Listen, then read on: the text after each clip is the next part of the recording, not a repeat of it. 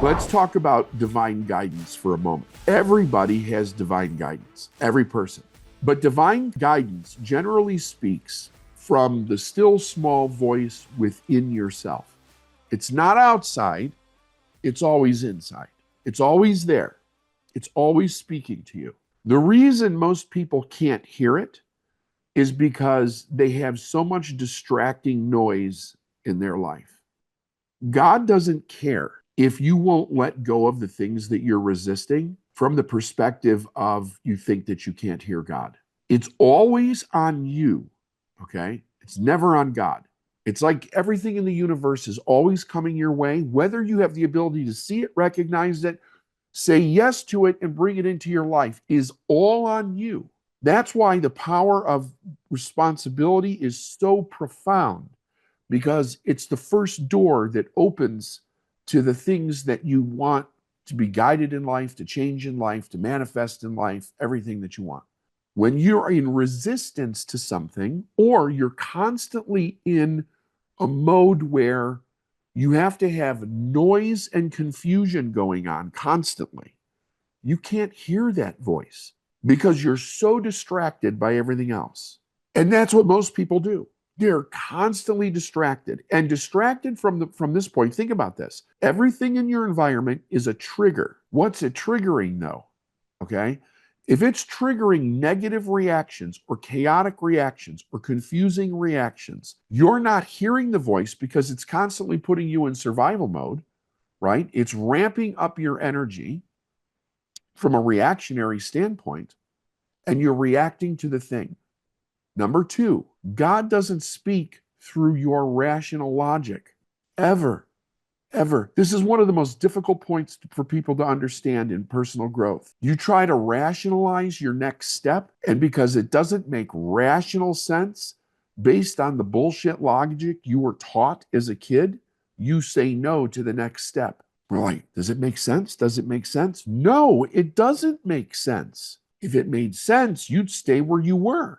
You'd stay in the problem that you have. You're not going to go forward. Why? Because God's voice is a higher calling. It's calling you into the growth of God, not into your internal vision of what safety is, which is what most of your rationalization is about. When you get serious about following that voice, whether you call it God or the universe or energy or spirit, it is always taking you to a higher consciousness. But to get to a higher consciousness, you have to let go of a lower one. And if you're not willing to take that step, you don't get there. You will stay at the level of struggle. You'll desperately hold on to the little bit that you know, when the truth is, in order to make a quantum leap, you have to let go of those things.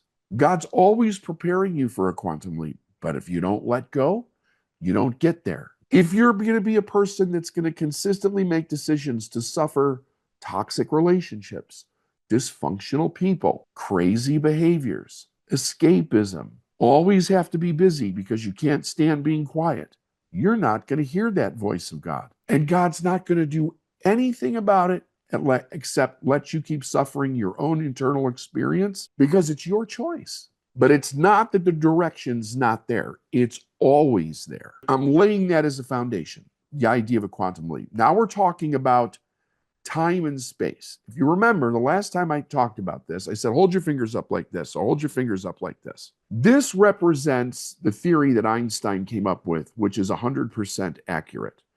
You cannot have space without time, and time without space.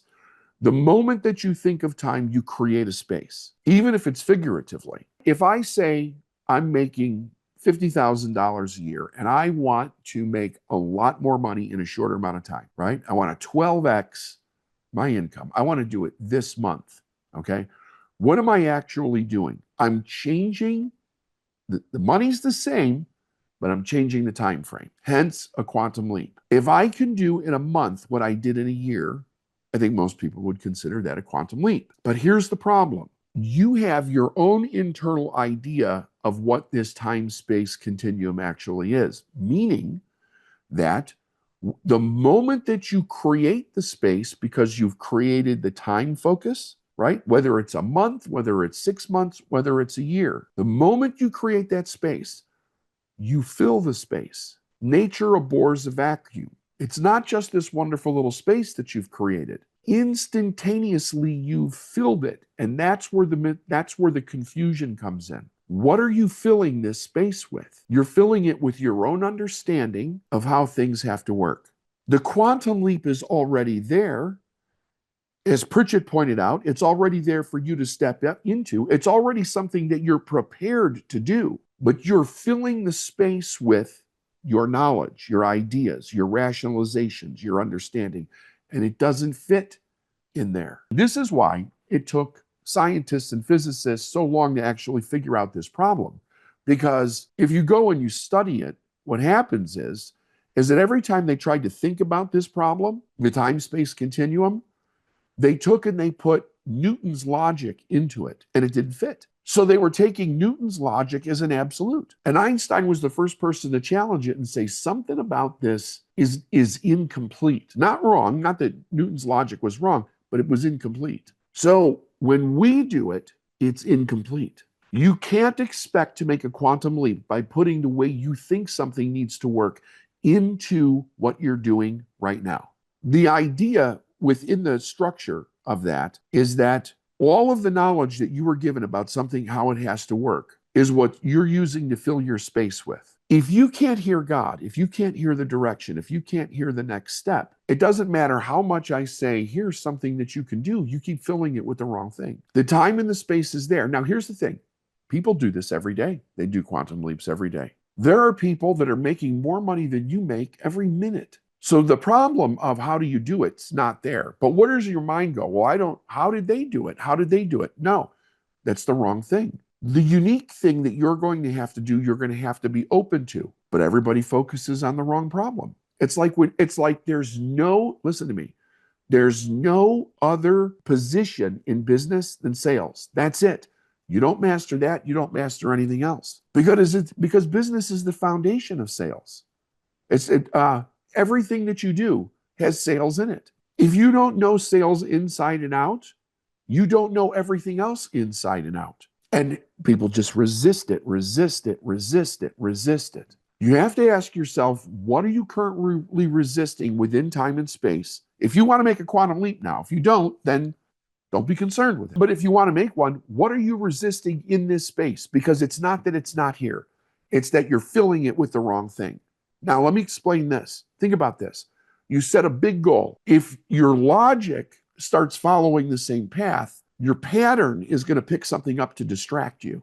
And that's one of the first places that a person will go off the rails. They got a great goal, but then they get bright, shiny object syndrome. Because when something comes into that space as an idea or opportunity, they don't ask themselves the 4 questions. Is this something I want to be, do, or have? Number 2, in this situation, is more important. Is being, doing, or having this going to move me closer to my goal? If not, it's most likely a distraction, unless it has something that's nothing to do with it. Like, do I want a new lamp in my house? Right? You don't really need to ask the questions for that. You do or you don't. But when something comes in to compete for the space of what it is that you're doing for your goal, you've got to ask those questions. Because what are we predisposed to get distracted by?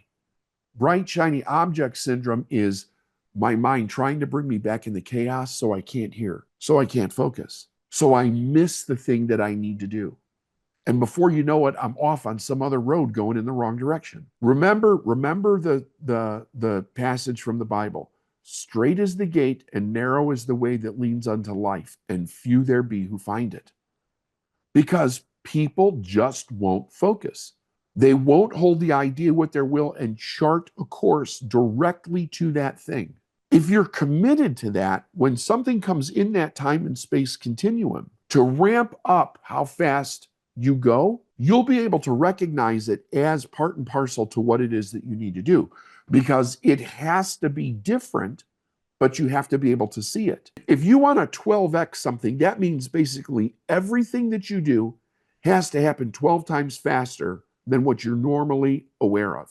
So it's going to be very different. You can't do it without changing how you think you need to do things, right? This is very much a top-down kind of an idea. If I'm standing at the precipice of looking at my goal and I could see it clearly, I have to reverse engineer how that would happen in 30 days versus 12 months. Well, what's going to speed up the time? In business, what speeds up time is leverage. Think about some things. At one time, in order to go from one end of the country to the other, to go from, say, New York to California, we had to walk. I don't know how fucking long that would have taken, but I would have been out. Okay.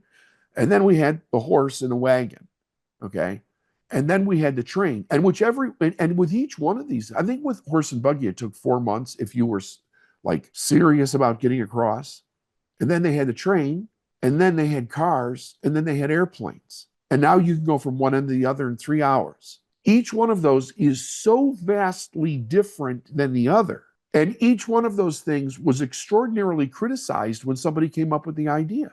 Do you know that at one time it was so vehemently criticized, the train, they thought the human being's body couldn't go 30 miles an hour, that you would literally die if you went that fast. They thought that at one time when they were working on building the train. There's no way. I mean, it was in the newspapers. It was everywhere. They're going to kill people, right? Like it was crazy propaganda. So you've got to think outside of the box. What's going to allow me to do this faster? Now, there's only two ways to make money in business. You either sell more of a dollar amount or you sell more per person, right? More individuals or a combination of both. If I have to do that faster, I need to think to myself, what would be the easiest way to do this? What would be the easiest way to reach the goal? And you start from the ridiculous. The ridiculous would be, I would sell one person at the exact amount that I need to make my annual income, my monthly income, right? So if you were 50,000 a year, it would be, I need to sell one person this month at 50,000. Now that may be feasible to you. It may not be, but it would be the easiest way. So now work backwards from there. Now, you know what meets in this time and space at this point? When you work backwards from the ridiculous to what you have to do, what do you run right into? Personal growth. And personal growth it's always the basis of, what do I need to let go of so that I can bring in as a new reality? It's always that exchange, right? It's the law of sacrifice. The law of sacrifice says I must let something of a lower nature go in order to gain something of a higher nature. If I'm stubborn, if I'm resistant, if I have rational excuses for everything, God doesn't care. You will stay right where you are and continue to struggle. Like, thinking out of the box is getting all of you out of the box. Remember what I said last time. All you have to do is hold your fingers up like this and ask yourself, what am I putting in this space? Your two fingers represents the space in which you want to create something faster. Okay? That's what it is. Just literally sit there on the couch or something, like with your fingers here, and see this as a month or whatever your time frame is. See it and ask yourself, okay, from my thoughts, my feelings, and my behavior and my environment, what am I putting in this space? What am I putting in this space? Because it won't tolerate anything that is the antithesis of what it is that you're trying to do. So it's very simple. If it's not working, you've got something incorrect in the space, and you're not making room for the thing that you need. The thing that you need being what? The way, not the how, the way. The way is different. The way says, follow this, do this. But every bit of the way is an exchange. You're going to do something different. You're going to let something you're currently doing, being, or having go. So it always comes down to that resistance point. If you're willing to let it go, the new thing comes in. It's simple, right? And remember, the other thing that I always try to keep in top of mind for myself is what Pritchett said and Troward pointed this out very much also in the lesson on beauty. You're seeking the elegant solution. So hard work, pushing, pressure, fear, worry, doubt, craziness, confusion, I can't, I don't know how, all that's not elegant. It's a damn mess. There's nothing elegant about that. When you see something, when you experience something elegant, you're looking at something that's beautiful, that's light, that's simple, that is like it's soul impacting. And a lot of this is just repositioning where you think you are and stop saying to yourself, I can't do that. I can't do that. Or other people won't do that. Other people won't do that. It's always your own block. Everybody can make a quantum leap. And we have divine references all through history, right? Remember, everything, all of Christ's miracles was a quantum leap. All right, I'll leave you with that.